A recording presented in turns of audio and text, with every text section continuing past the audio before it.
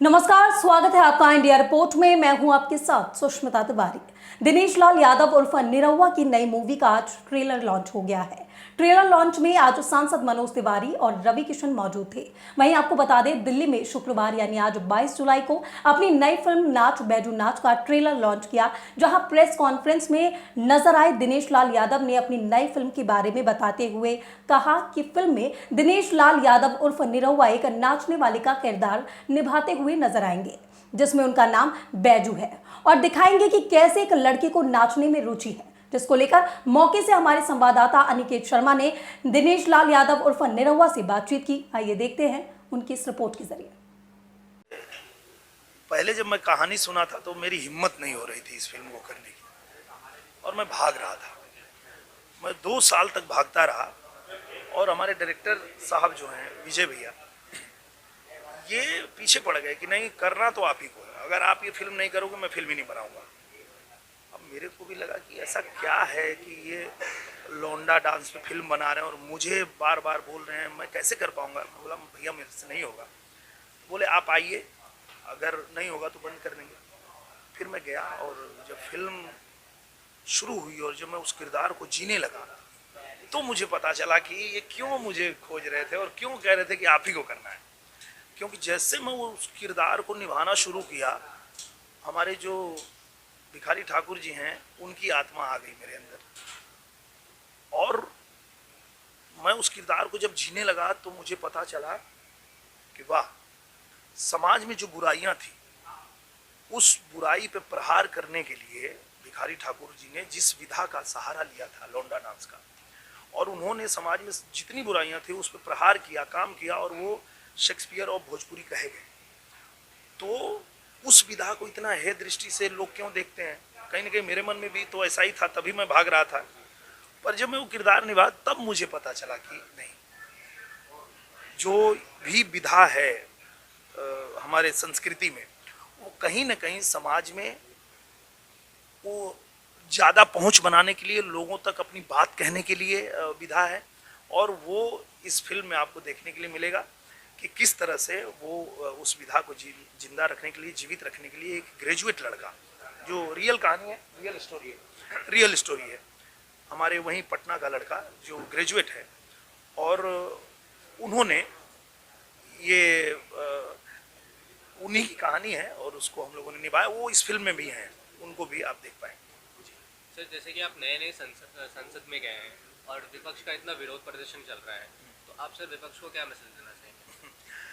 तो कोई क्या मैसेज दे सकता है, विपक्ष अपना काम कर रहा है। विपक्ष का काम ही है हल्ला मचाना, विपक्ष का काम है हर बात का विरोध करना, और वो अपना काम कर रहे हैं, सरकार अपना काम कर रही है। सरकार को पता है कि हमें देश के भले के लिए काम करना है, हमारे देश के नागरिकों के भले के लिए काम करना है, तो सरकार अपना काम कर रही है, विपक्ष अपना काम कर रहा है।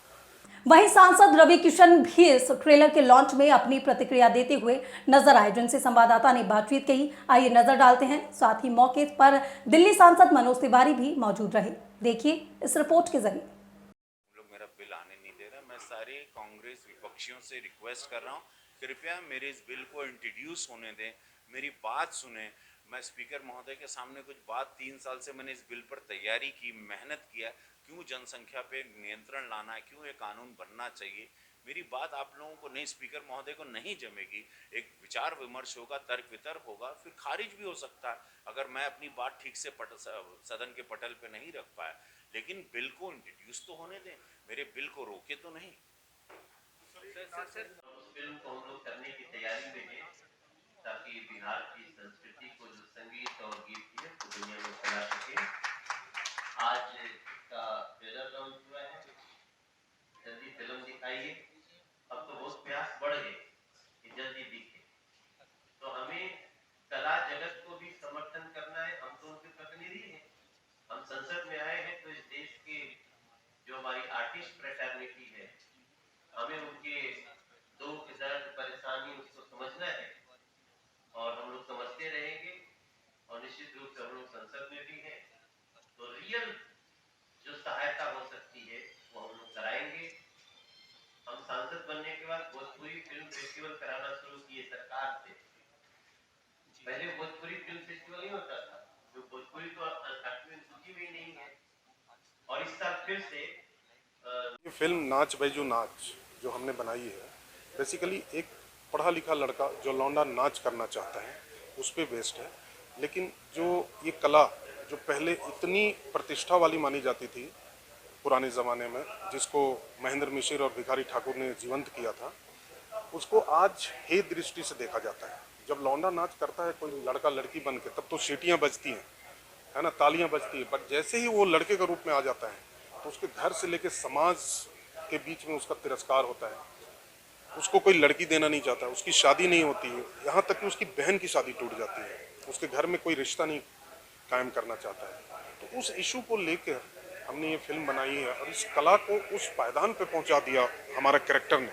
बैजू जो लौंडा नाच करने वाला था, तमाम मुश्किलों का सामना करते हुए वो इसको देश विदेश में प्रचलित कर देता है और बैजू से बैजू महाराज बनने की जर्नी ये फिल्म।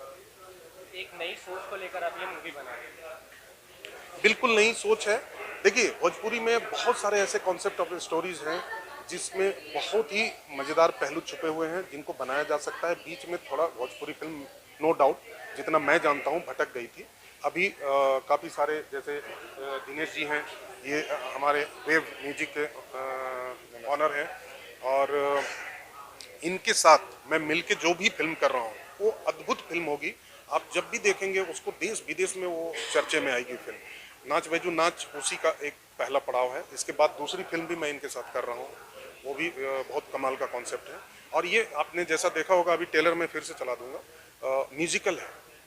जो फोक जो म्यूजिक में दम है, वो आज जो फुहड़पन्ना चल रहा है ना, वो कहीं ना कहीं लोगों को, कुछ लोगों को तो नज़दीक लाया है, लेकिन अधिकांश जो भोजपुरी प्रेमी थे परिवार को दूर करता चला गया है। ये फिल्म से हम उस परिवार को जोड़ना चाहते हैं वापस, कि जो आपने गंगा किनारे मोरा गांव सुना होगा पहले, या नदिया के पार वाला जो दर्शकों का प्यार मिला था, उस प्यार को हम पुनः प्राप्त करने की कोशिश में। तो आगे भोजपुरी को लेकर आपका क्या विजन रहेगा? आगे भी कई सारे कॉन्सेप्ट हैं जिसमें हम काम कर रहे हैं और लगातार हम फिल्मों का निर्माण करेंगे और इसको अच्छे प्लेटफॉर्म भी मिलना, ऐसा हम कोशिश करेंगे कि मिलना चाहिए। जैसे दिनेश जी ने बोला कि नेशनल अवार्ड पे जाना चाहिए फिल्म, तो जाएगी, इसको हम लोग भेजेंगे। दूसरा, इसको कांस फिल्म फेस्टिवल में इस बार नहीं भेज पाए हम लोग, लेकिन अगले फेस्टिवल में हम भेजेंगे ताकि विदेश में भी इस फिल्म को देखे लोग। सर, वैसे किया जाता है भोजपुरी सिनेमा को, तो उस पे लेकर आप क्या बोलना चाहेंगे? म्यूज़िक को बिल्कुल क्रिटिसाइज़ नहीं किया जाता। अगर किया जाता तो हिंदुस्तान में हिंदी भाषा के बाद भोजपुरी नहीं चल रही होती। अगर आप किसी भी म्यूज़िक प्लेटफॉर्म पे देखेंगे तो अगर 100 टॉप गाने चल रहे हैं तो उसमें 10 गाने भोजपुरी के होते हैं। हिंदुस्तान में मिट्टी से जुड़ी हुई चीज़ ही चलती है, चाहे आप किसी भी भाषा की बात कर लें, वैसे ही भोजपुरी है।